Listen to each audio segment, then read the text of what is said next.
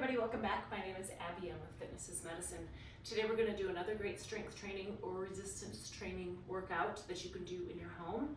I'm using minimal equipment, things that are easy to find and easy to use in your home, minimal space and easy to follow directions. Try to come into these workouts warmed up and ready to move. So 5 to 10 minutes of something to just get your heart rate up a little bit, get your muscles and joints warmed up and ready for movement, and your mindset ready for movement.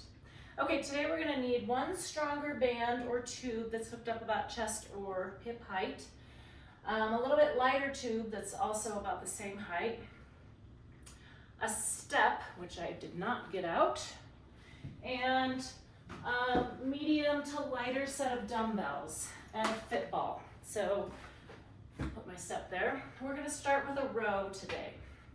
So I've got my door anchor hooked through my door there. And I'm gonna step back a little ways. I want your shoulders down and back to start. A good athletic stance, so my knees and my hips are bent, my tummy's tight, I'm ready for movement. We're gonna squeeze back and then slowly control that band on the way back. So squeezing those shoulder blades while you're keeping your shoulders down away from your ears. Breathe out as you pull back. 6, keep breathing, keep those shoulders down. Really control that band. 2 more. Driving those elbows towards the back of the room. And rest, good. All right, I'm just gonna slip that off. Okay, now we're gonna use the step. I don't have anything fancy here. You can use the bottom step of a staircase. You can use a step stool. What I want you to do is put one foot up on top of that step. We're gonna kind of lean forward, back still tall, with your weight over that step. And then I want you to do a knee drive. So nothing is changing about the angle of this knee. 5, 6. Working on a little bit of balance here. Power as you drive that knee forward. And then this leg is really isolated, so you're really working on isolating that quadricep there. Okay, turn around. You could also just do it on the same side, but I like to give a different angle view here. So I'm staying over that front foot. 5. My knee angle is not changing. And rest, good. Okay, so by the end, your quad should really be feeling that. Get that out of my way. Okay, now we're gonna come back over here. And I have a little bit lighter tube, one handle. You can also just use a band, or if you only have one band, you can use the same one for both. We're going to do some side twists. So similar starting position, good athletic stance, shoulders down and back. Your arms are going to stay straight and you're going to twist side to side. So those arms stay straight. You're twisting your shoulders towards the sides of the room. You should really be feeling this in your core and the sides of your stomach.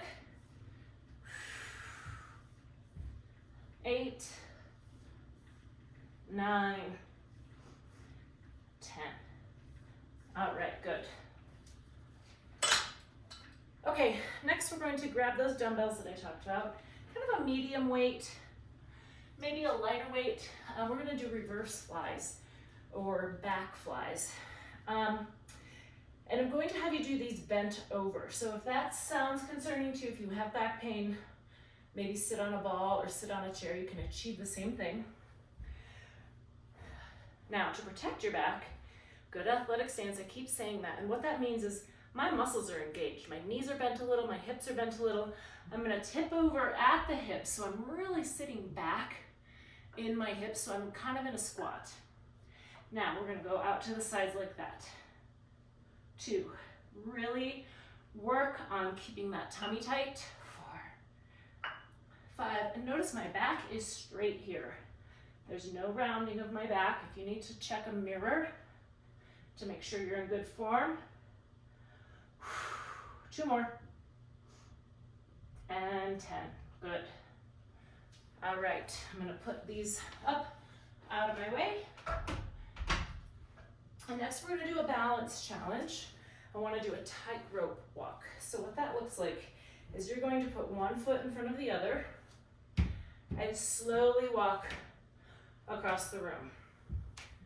So heel to toe, the slower you go, the more challenging it is.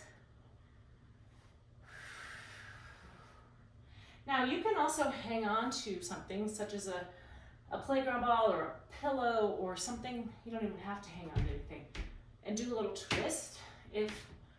So you could just start by moving the ball without changing your gaze or just moving your hands. And if that feels like you want a little more challenge, you can turn and look.